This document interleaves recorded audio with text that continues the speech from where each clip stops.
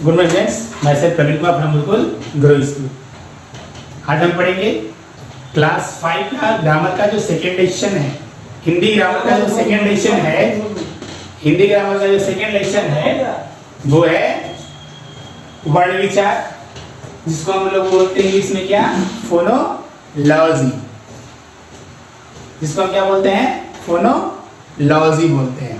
ठीक है, अब सबसे पहले वर्ण विचार में कहने का मतलब कि हम वर्ण पे विचार करते हैं, यानी वर्ण कितने तरह के होते हैं, उनसे शब्द कैसे बनते हैं, तो ये चीजें वर्ण विचार में आती हैं। तो सबसे पहले हम प्रारंभ करते हैं वर्ण की तरफ से। वर्ण क्या है? तो वर्ण भाषा की सबसे छोटी इकाई है जिसके टुकड़े नहीं हो सकते। वर्ण क्या है? भाषा की सबसे छोटी इकाई जिसके टुकड़े नहीं हो सकते हैं, यानी अब उसको हम तोड़ा नहीं जा सकता है। ठीक है, अब आते हम वर्णमाला की तरफ। ठीक है, वर्ण समझे, वर्णमाला में ही हम आपको वर्ण के बारे में बता देंगे। वर्णमाला में क्या दिया कि वर्णों के क्रमबद्ध व्यवस्थित समूह को वर्णमाला कहते हैं। जैसे में वर्णमाला, हिंदी वर्णमाला दो होते हैं, स्वर और व्यंजन। आप देख सकते हैं अ से अ तक लिखे हुए, अन और अ नहीं लिखे हुए, आगे हमको बताएंगे वो क्यों नहीं लिखे हुए। टोटल मिला के 52 वर्णमाला होते हैं। ठीक है, वर्णमाला में जो वर्ण की संख्या होती है वो टोटल मिला के 52 होती है। ठीक है, जो हम ये क ख ग घ अंग ये सब लिखते हैं, तो ये क्या है, ये वर्ण है। और इनको हम किस तरह लिखते हैं, तो क के बाद ख, ख के बाद ग के बाद घ लिखते हैं। तो ये क्या होता है ना, ये होता है वर्णों का एक व्यवस्थित समूह, और वर्णों के व्यवस्थित समूह को हम क्या कहते हैं, वर्णमाला। क्रम के अनुसार सजाने पर उस समूह को हम क्या कहते हैं, वर्णमाला। और हिंदी वर्णमाला में कितने हैं, स्वर वर्ण और व्यंजन वर्ण।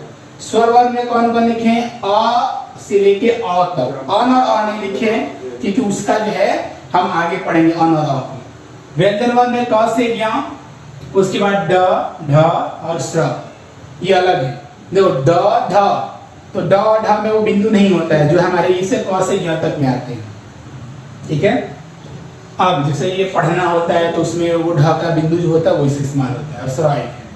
ठीक है, स्वर वर्ण क्या होते हैं, वैसे वर्ण जो बिना किसी के सहायता से बोले जाएं। बिना किसी वर्ण की सहायता से अगर वो बोले जाते हैं तो उन्हें हम क्या कहते हैं, उन्हें हम कहते हैं स्वर वर्ण। क्या कहेंगे, स्वर वर्ण कहेंगे, बिना किसी की सहायता से बोले जाए। जैसे अ, आ, ई, ठीक है, हर्षई, दीर्घई, हर्षौ, दीर्घौ, दी, ए, ओ, औ।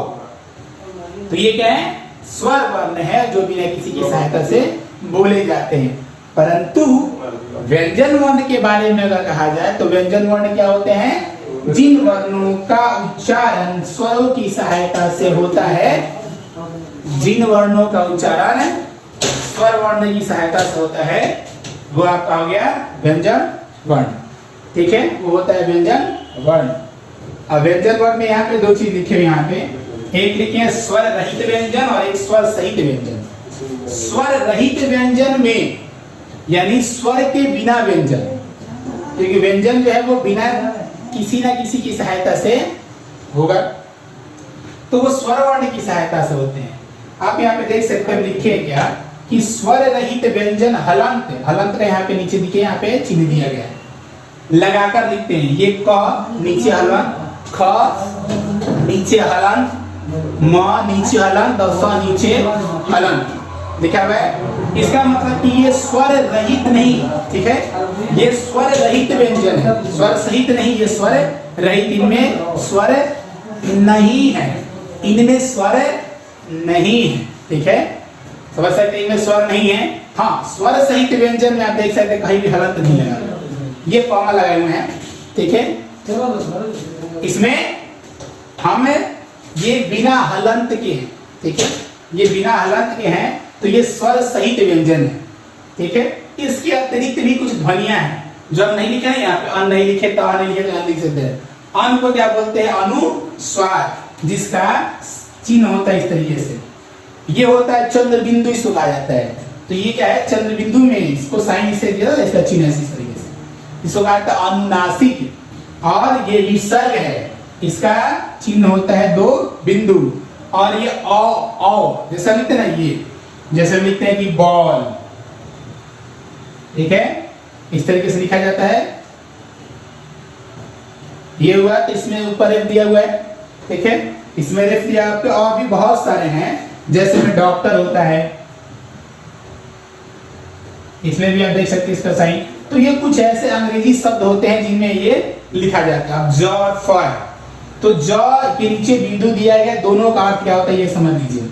अगर राज लिखा हुआ है और नीचे बिंदु दे दिया है उसके बगल में, तो इसका मतलब होता है राज का अर्थ हो जाएगा रहस्य, ठीक है, इसका अर्थ हो जाएगा रहस्य। लेकिन सिर्फ अगर राज्य दिया रहे तो इसका मतलब आप इसे राज्य से ले सकते हैं, ठीक है।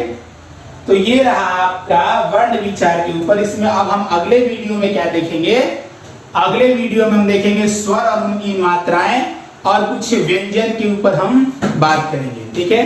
तब तक आज इसको समझे और अगले वीडियो में हम आपको होमवर्क देंगे, ठीक है। तब तक लिए पढ़ते रहिए। थैंक्स।